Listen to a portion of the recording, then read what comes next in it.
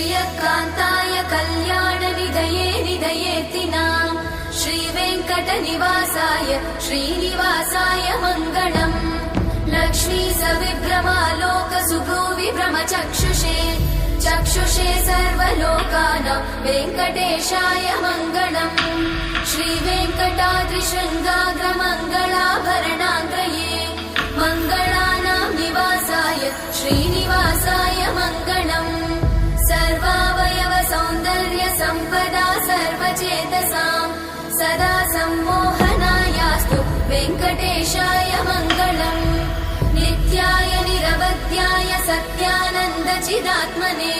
सर्वान्तरात्मने श्रीमद् वेङ्कटेशाय मङ्गलम् स्वतः सर्वविदे सर्वशक्तये सर्वशेषिने सुलभाय सुशीलाय वेङ्कटेशाय मङ्गलम्।